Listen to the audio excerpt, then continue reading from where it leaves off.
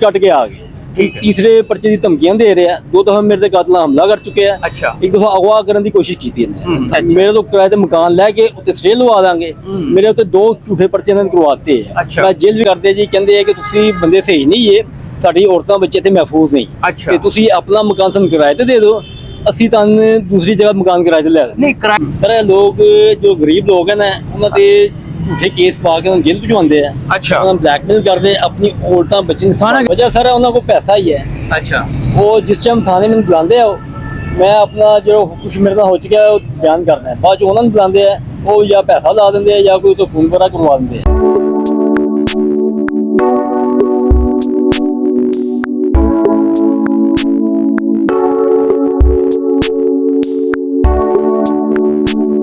बिस्मिल्लाहिर्रहमानिर्रहीम, अस्सलाम वालेकुम नाज़रीन, मैं हूँ जहांगीर याद, आप देख रहे हैं बोल्ड न्यूज़ 42।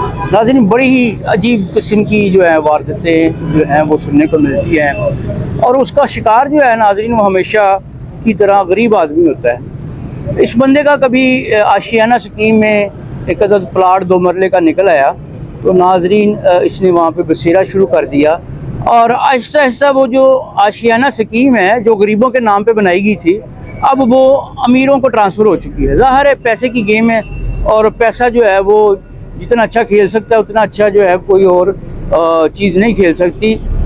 बदकिस्मती है इस निज़ाम की कि हर दुख दर्द जो है वो इस माशरे का शहरी, इस मुल्क का वतन का शहरी होने के बावजूद गरीब आदमी ही जो है उसका निशाना बनता है। ये भी शख्स जो है हमारे साथ बैठा हुआ इससे बात करते हैं कि किस तरह से जो माफिया है वो आशियाना स्कीम में काम कर रहा है और वो इससे क्या चाहता है। अस्सलाम वालेकुम। वालेकुम सलाम। की नाम है ਤੁਹਾਡਾ? सर आसिम नाम है। ਕੀ ਤੁਹਾਡੀ ਕੀ ਮਤਲਬ ਮਸਾਇਲ ਕੀ ਨੇ ਤੁਹਾਡੇ ਉੱਥੇ ਆਸ਼ੀਆਨਾ ਸਕੀਮ ਦੇ ਵਿੱਚ सर ਰਹਿੰਦੇ ਹੋ? आज तो 5 साल पहले ਅਸੀਂ ਉੱਥੇ ਸ਼ਿਫਟ ਹੋਏ ਆਸ਼ੀਆਨਾ ਚ, ਇਹ ਪਲਾਟ ਦਾ ਕਿਸ ਤਰ੍ਹਾਂ ਨਿਕਲਿਆ ਸੀ? ਪੁਰਾਣਾ ਵਿੱਚ। ਅੱਛਾ। ਤੇ ਉੱਥੇ ਇੱਕ ਇਹਨਾਂ ਨੇ ਗਰੁੱਪ ਬਣਾਇਆ ਹੈ, ਇਤਾਦ ਗਰੁੱਪ ਨਾਮ ਹੈ ਇਹਨਾਂ ਦਾ। ਸਰ ਇਹ ਲੋग ਜੋ ਗਰੀਬ ਲੋग हैं ना, ਉਹਨਾਂ ਦੇ झूठे केस पा के जेल भिजवाते हैं। अच्छा। उन्होंने ब्लैकमेल करते अपनी औरतां बच्चे थाना ਕਿਹੜਾ ਲੱਗਦਾ? नश्तर थाना लगता। ਅੱਛਾ ਅੱਛਾ। उन्होंने झूठे केस बना के जेल भिजवाते हैं, अपनी औरतां बच्चे ने संभाल करके उन्हें झूठे इल्जाम लगाते गलत किस्म के। ਅੱਛਾ। ਤੇ ਫਿਰ ਉਹਨੂੰ ਟੌਰਚਰ ਕਰਦੇ ਜੀ, ਕਹਿੰਦੇ ਆ ਕਿ ਤੁਸੀਂ ਬੰਦੇ ਸਹੀ ਨਹੀਂ ਹੈ, ਸਾਡੀ ਔਰਤਾਂ ਬੱਚੇ ਇੱਥੇ ਮਹਿਫੂਜ਼ ਨਹੀਂ। ਅੱਛਾ। ਤੇ ਤੁਸੀਂ ਆਪਣਾ ਮਕਾਨ ਸਾਨੂੰ ਕਿਰਾਏ ਤੇ ਦੇ ਦਿਓ, ਅਸੀਂ ਤੁਹਾਨੂੰ ਦੂਸਰੀ ਜਗ੍ਹਾ ਮਕਾਨ ਕਿਰਾਏ ਤੇ ਲੈ ਦੇਵਾਂਗੇ। ਨਹੀਂ ਕਿਰਾਏ ਤੇ ਕੀ ਮੁੱਲ ਨਹੀਂ ਮੰਗਦੇ, ਮਤਲਬ ਕੀਮਤਾਂ? ਨਹੀਂ ਕੀਮਤਾਂ ਨਹੀਂ, ਕਿਰਾਏ ਤੇ ਲੈਣ ਦਾ ਮਕਸਦ ਹੈ ਕਿ ਮਕਾਨ ਤੇ ਕਬਜ਼ਾ ਕਰਨਾ ਚਾਹੁੰਦੇ ਆ। ਅੱਛਾ ਅੱਛਾ ਅੱਛਾ। ਮੇਰੇ ਤੋਂ ਕਿਰਾਏ ਤੇ ਮਕਾਨ ਲੈ ਕੇ ਉੱਤੇ ਸਟੇ ਲਵਾ ਦਾਂਗੇ। ਮੇਰੇ ਉੱਤੇ 2 ਝੂਠੇ ਪਰਚੇ ਇਹਨਾਂ ਨੇ ਕਰਵਾਤੇ ਆ। ਅੱਛਾ। ਮੈਂ ਜੇਲ੍ਹ ਵੀ ਕੱਟ ਕੇ ਆ ਗਿਆ।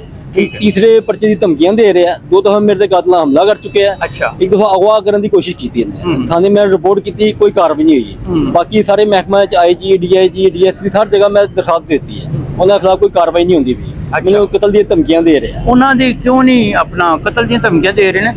ਉਹਨਾਂ ਦੀ ਜਿਹੜਾ ਕਾਰਵਾਈ ਹੈ ਉਹਦੇ ਨਾ ਹੋਣ ਦੀ ਵਜ੍ਹਾ ਕੀ ਹੈ? वजह सर उन्होंने को पैसा ही है। ਅੱਛਾ। वो जिस टाइम थाने में बुलाते हैं, मैं अपना जो कुछ मेरे नाल हो चुका है वो बयान करना है, बाद उन्होंने बुलाते हैं, वो या पैसा ला देंगे हैं या कोई तो फोन वगैरह करवा देंगे हैं। ये मामला उत्थे रुक जाता, उन्होंने खिलाफ कोई कार्रवाई नहीं हो रही है। 5 साल तो मेरे मामला चलता है। मैं मजदूरी करता है, मेरी 3 बेटियां 1 बेटा है, छोटे छोटे बच्चे मेरे। ਕੀ ਕੰਮ ਕੀ ਕਰਦੇ? सर मैं एतवार बार जुम्मा बार लगाना है ਅੱਛਾ ਅੱਛਾ। ਤੇ ਮੁਸ਼ਕਿਲ ਦੀ 2 ਟਾਈਮ ਦੀ ਰੋਟੀ ਪੂਰੀ ਹੁੰਦੀ ਹੈ ਤੇ ਮੈਂ ਕੇਸ ਵਗੈਰਾ ਨਹੀਂ ਲੜ ਸਕਦਾ। ਮੈਂ ਜ਼ਮਾਨਤ ਤੇ ਬਾਹਰ ਹੀ ਹਾਂ, ਮੇਰੇ 2 ਪਰਚੇ ਹੋ ਚੁੱਕੇ, ਕੇਸ ਮੇਰੇ ਅਦਾਲਤ ਚੱਲਦੇ ਪਏ ਆ। ਇਹ ਉਹ ਕੌਣ ਲੋਕ ਨੇ ਜਿਹੜਾ ਕੀ ਉਹਨਾਂ ਦਾ ਮਤਲਬ ਹਦੂਦ ਅਰਬਾ ਕੀ ਹੈ? ਸਰ ਉਹ ਅਮੀਰ ਲੋਕ ਹੈ, ਮੇਰੇ ਨਾਲ ਦਾ ਹਮਸਾਇਆ, ਉਹਨੇ ਮੇਰੇ ਤੇ ਪਰਚੇ ਕਰਾਏ ਆ, ਉਹਦਾ ਸ਼ਾਦੀ ਹਾਲ ਹੈ। ਬਾਕੀ ਜਿਹੜੇ ਲੋਕ ਹਨ ਗਰੁੱਪ ਦੇ ਉਹ ਸਭ ਸਾਬੀ ਹੈ, ਸਭੀ ਹੈ। ਕੀ ਸ਼ਾਦੀ ਹਾਲ ਹੈ ਜ਼ਿਆਦਾ ਹੈ?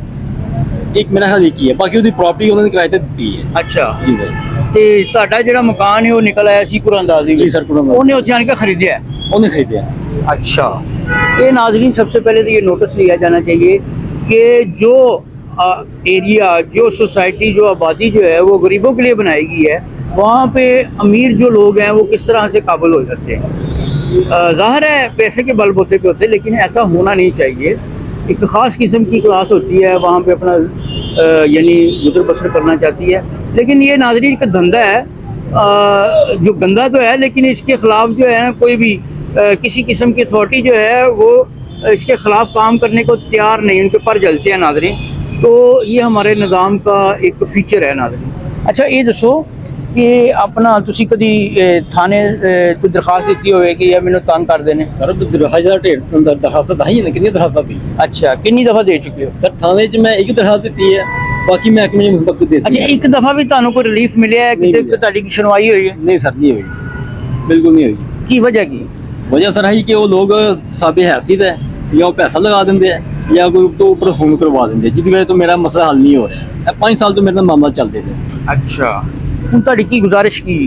सर मैं चाहता ਇਹਨਾਂ ਲੋਕਾਂ ਦੇ ਸਾथ ਕਾਰਵਾਈ ਕੀਤੀ ਜਾਏ, ਮੈਨੂੰ ਤਹਫੁਜ਼ ਫਰਾਹਮ ਕੀਤਾ ਕੌਣ ਜਾਏ। ਲੋਕ ਹੋਣੇ, ਨਾਮ ਦੱਸੋ ਨਾ। सर अकरम भट्टी नाम है, ਜਿਹੜਾ मेरा नाल दा है, जिसने मेरे से पर्चा कराया है। ਡੀਲਰ ਹੈ ਕੋਈ? नहीं डीलर नहीं है, शादी हाल दा है। ਸ਼ਾਦੀ ਹਾਲ ਦਾ ਮਾਲਕ ਹੈ? ਹਾਂਜੀ। ਅੱਛਾ ਤੇ ਬਾਕੀ ਇਹਦਾ ਜਿਹੜਾ ਗਰੁੱਪ ਦਾ ਸਹੀ ਹੈ ਸਦਰ ਜਿਹੜਾ ਹੈ, ਉਹਦਾ ਨਾਮ ਹੈ ਤਾਹਰ ਖਟਕ ਫਟਕ। ਜੀ।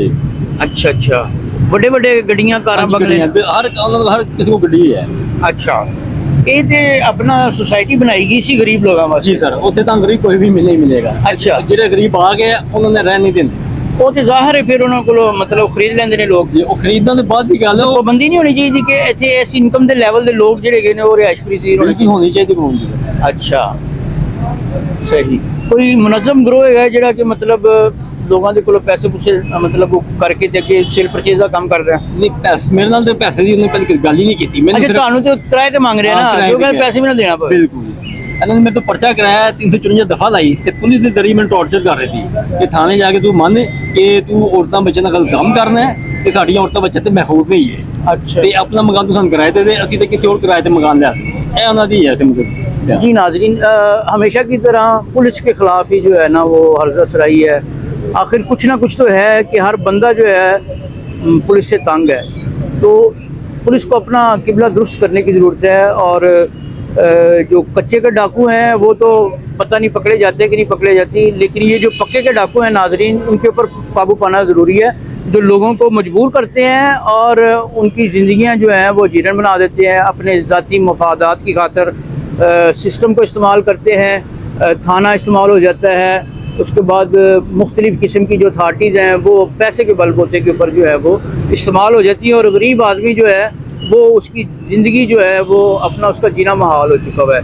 नाज़रीन, मुतल्लिका अथॉरिटीज़ जो है उनको फौरी तौर पे इस शख्स की बात का नोटिस लेना चाहिए, और इसका जो है मामला जो है उसके अंदर जो है ना मज़ीद जो भी इसके अंदर एक जांच होनी चाहिए कि आखिर किस तरह से बासर लोग जो हैं वो स्कीम जिसको पुरानंदाजी के तहत जो है वहाँ पे लोगों को, गरीब लोगों को प्लाट मिले, अब वो अमीर तरीन लोग जो हैं वहाँ पे किस तरह से काबुल हो चुके हुए हैं।